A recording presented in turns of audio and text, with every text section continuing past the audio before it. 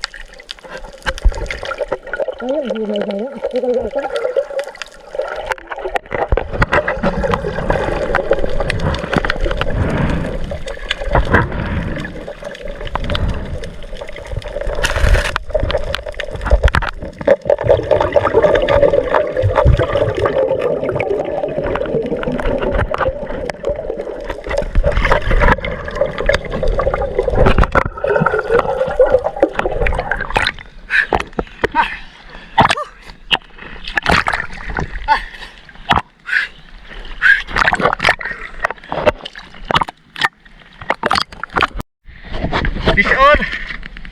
Yan, may ano na kami, may nahuli na kami sa ano, lambat.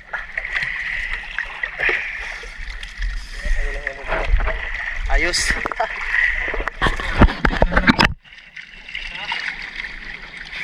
Putok-putok. Ay naman, natapalot.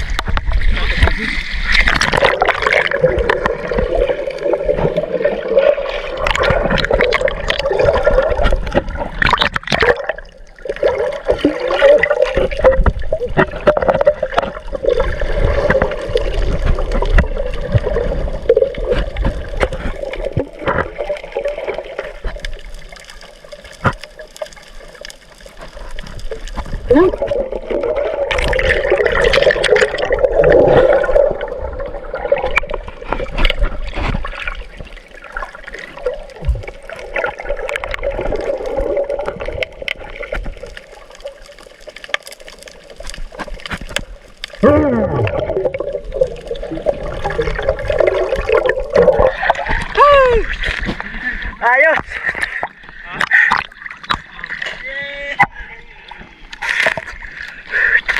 Ulam na.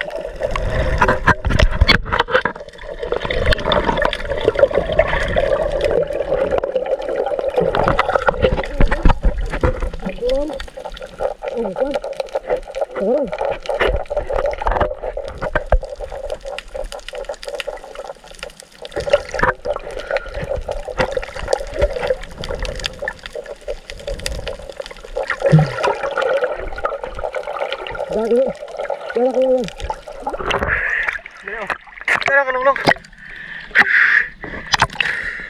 Ilang kabog sigilyo ito? Ha? Ilang kabog sigilyo?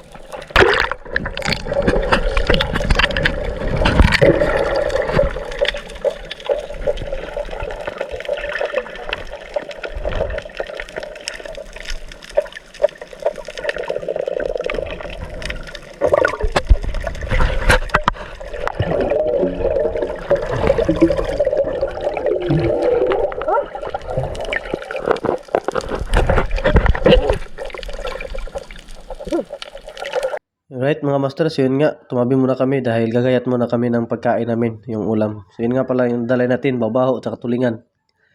So yun nga pala yung kapatid natin, si Longlong. So yun nga mga master, no, so balikan lang namin dun yung lambat. Dahil kakain muna kami kasi nagugutom na kami mga master. Yan nga pala yung nadali natin sa lambat. Kikilawin namin yan ngayon. So pagkatapos nga pala dito mga master, ay pagkatapos namin kumakain, ay lilipat na kami, pupuntahan na namin yung lambat kung saan namin nilagay. So maraming salamat dahil binigyan kami ng biyaya na ganoon karami. Thank you Lord. So abang-abang na lang master, no? Okay.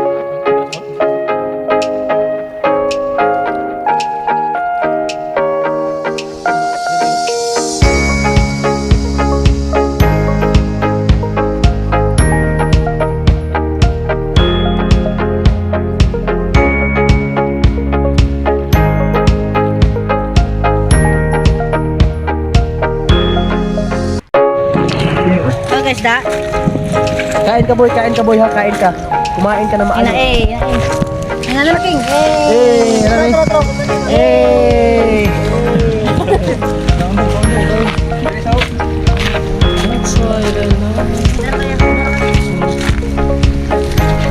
Okay, maghating kapatid kami kasi wala kaming dalang kanin.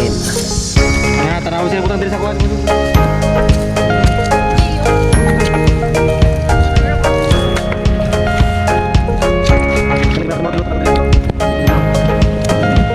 Hey! Hey, tumarong sete.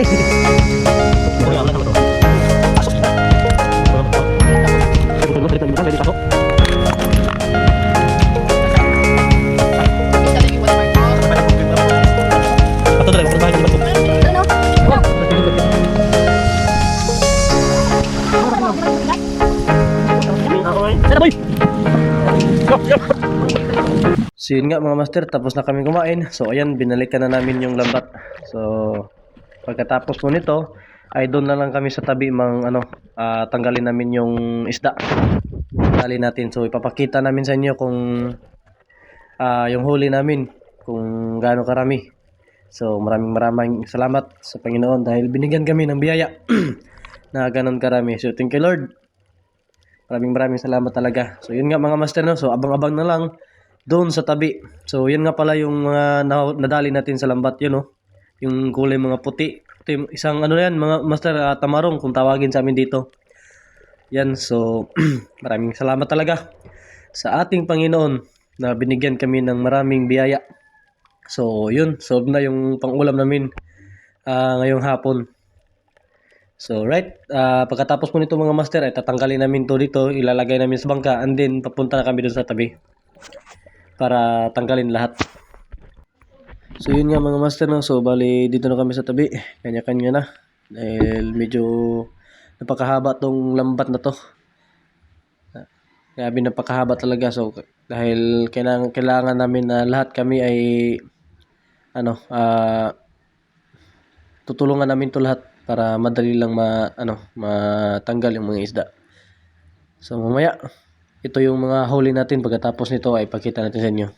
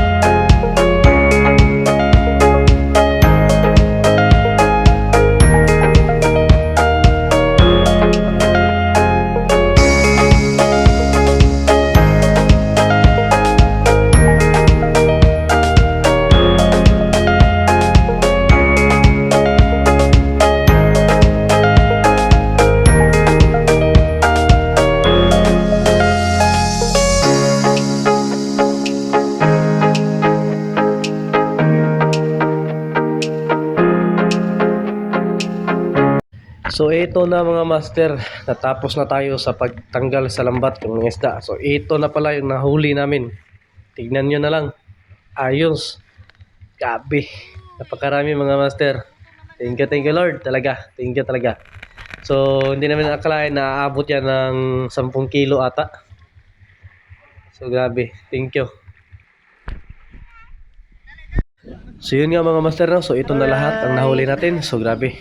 Maraming salamat talaga sa ating Panginoon. So yun nga mga master, pagkatapos po nito ay umuwi na po kami dahil hapon na. So yun nga, hanggang dito muna tayo mga master. Maraming salamat talaga sa inyong walang sawang suporta sa aking YouTube channel. So hindi pa nakapag-subscribe, subscribe na kayo. So again, dito na tayo mga master. Kita-kits na lang tayo sa next episode natin sa pag-fishing. God bless you po. Ingat.